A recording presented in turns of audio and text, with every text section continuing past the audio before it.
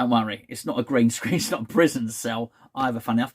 You find me in my... why do people say you find me in, by the way? People say that, don't you? You find me today. You don't find me. If you found me here, I would say, what are you doing in my mum's house, basically? This is my old bedroom. Well, it was 32 years ago. I moved out of this bedroom. It's like I moved out of this bedroom. I've been back since, by the way, but it's sort of it's where the kids stay now when they come and visit me mum. Not me. It's that you don't need to know the sleeping arrangements anyway. I'm just telling you, I'm not home. But we carry on. We carry on regardless, no matter where we are. I'll be back home tomorrow anyway. Here's the thing. Issa Diop has been rumoured to be of interest to Newcastle. Now we've got AC Milan as well. AC Milan are also interested.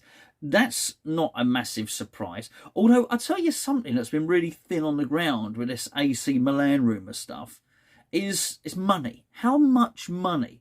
Because actually, it's the only question, really. That's all I want to know is when people are being linked with Issa Diop, how much? Now, first of all, from the outset, it's a no-go. No, we don't want to sell to AC Milan. Newcastle, I'll get on to Newcastle in just a second, but we don't want to sell to AC Milan under any circumstances or anyone else. Why? Well, because, let's be fair, Ogbona's injured, Zuma's injured, and Diop is playing every game, right? I mean, so it just makes no sense at all to sell him. And I think given those as the circumstances, I think, no, we don't sell him at all. However, bear with me on this one. Let's suppose for a moment that David Moyes wants to bring in another centre-half in this window. Because I think Diop is fourth choice, all right? I think Ogbonna, I think Zuma, not in that order, then Dawson, then Diop. If David Moyes brings in another centre-half, Diop goes to fifth choice. Now, it doesn't mean we don't need Diop at the moment. However, if somebody brings in somebody's window, then Diop is surplus to requirements. He really is. We understand Zuma is coming back this month, January, nearly January. In less than a month, Zuma is back. The old phrase has been there. He's on the grass. That's what David Moyes says. How's Zuma getting on? He's on the grass. Bad news, particularly when the testing procedures come around. What he means is he's out at the gym doing all the weights and out at the aquatic centre doing all the water stuff and all the rest of it. He's running. He's basically out on the training field with the others, not taking part in the drills and whatnot. I think he's doing some running outside. That's what they mean. He's back on the grass. They don't mean he's having a right old smoke up, which would be bad news for one and all. Anyway, so he's nearly there. So then it comes to the question, okay, well, I think we're going to bring in a centre-back in the new year as well. For the next season. I think one of the centre-backs, many of whom, like Rudiger, I don't know if we'll get Rudiger, Tarkowski, these guys are available and they're available for nothing. And I think we'll go and get one of them, I really do. The only question is, do we go and get somebody now? Because it's undoubtedly that Issa Diop does not have a future at West Ham as a first-choice centre-half. He just doesn't. So you've got to sort of ask the question, is Issa Diop going to be happy being a squad player at West Ham under David Moyes? That's all he will be. He will never be a first-choice centre-half. Basically, for Diop to play, we've got to have massive fixture congestion or everyone else has got to be injured. Otherwise, he doesn't play. One of the first two, Ogbonna, Zuma's out, it's Dawson going in there. And I think maybe that's a little bit unfair on Diop, but sometimes you just got to play the cards you're dealt, and that's how they are. Is it fair? Possibly not. Is it right? Possibly not. I don't know. But that's where we are. So with that in mind, actually, if we were going to get somebody in straight away, then maybe there might be an argument for selling Diop. But as I say, the question comes down to how much. So we bought him for 23 million. There was a point, I think, when Mourinho went to Man United and he was calling him a monster, not in a bad way, by the way. When he was calling him a monster, there was a point when it was rumoured that Man United might be interested at 50, 60 million. We missed the boat on that one. He's not going to be worth anywhere near that. And all honesty, I don't think we'll get our £23 million back. I really don't. But and let's be fair, the Italian game is not awash with money. It's really not. So are we going to be able to get anything like that back? No. But will it arm David Moyes with the money? And here's the real question, to go out and get someone like Tarkowski now. Tarkowski goes straight into that first team. Not only does Tarkowski go into that first team, he plays on the left side of two centre backs when he plays for Burnley. He plays on the left hand side. We know David Moyes wants that. We don't. Whilst we think Zuma will come back just as he was, we're not sure that Ogbonna comes back exactly as he was. I think Tarkowski would be the first choice centre back for for David Moyes. Even when Ogbonna comes back, I would expect the first choice centre-back partnership to be Zuma and Tarkowski. Now, Tarkowski's available on a free in the summer. What if David Moyes wants him now? Well, you're going to have to pay Burnley. So it's really a question of, would the money we would get from Diop pay for Tarkowski? I think it would. I think it would. I don't think there'd be much disparity between the two. I think the other thing is sort of to bear in mind in all of this, really, is the deal doable now? Can it be done? And does Issa Diop want to go? And I think there would be a massive temptation for Issa Diop to go and play for AC Milan. Did Tomori go there? I think Tomori might be there. Possibly. I might have that slightly wrong. Don't know. Thought he did. I think his defending would improve. Everyone's defending improves when they go and play in Italy. And, I mean, well, they're a massive club. They're a super club, playing a magnificent stadium, massive heritage. Who wouldn't be attracted to that, particularly when you're not getting into...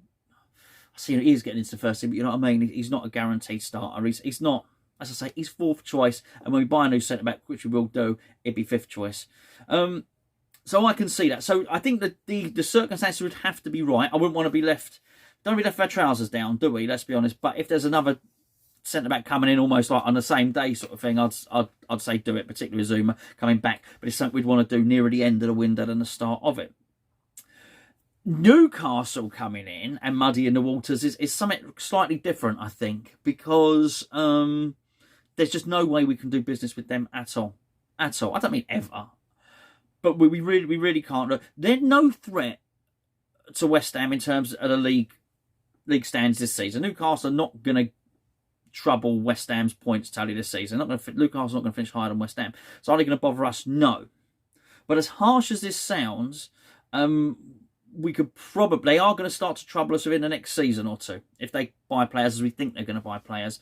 And actually, I don't feel we need to give them a leg up at all. To be fair, it's almost... And it sounds horrible. It's almost to everyone's advantage if Newcastle go down. And... I don't know. It's a funny one. You look at the league at the moment, it's a funny one. I think the Premier League's got to be pretty careful, actually, at the moment. There's nothing the Premier League can do about it. But for anyone to challenge Man City, everything's got to go right. And quite frankly, Liverpool are the main team that can challenge Man City, and they don't have anywhere near as much money. For Liverpool to challenge Man City, Liverpool can't challenge Man City in an African Cup of Nations year. They really can't. In fact, I would suggest Liverpool possibly can't afford to have a three-pronged attack that contains two African players in it, because that competition sort of decimates them. So what he can't afford to do, Klopp, is have three other players under it. That's something Man City can do. So you can't beat Man City. One team that possibly can go up and challenge Man City in terms of money, it would be Newcastle. So, and if there's another team up there battling out with Man City, that's one less place that West Ham can aim for. So I don't think we need to be doing them any favours at all.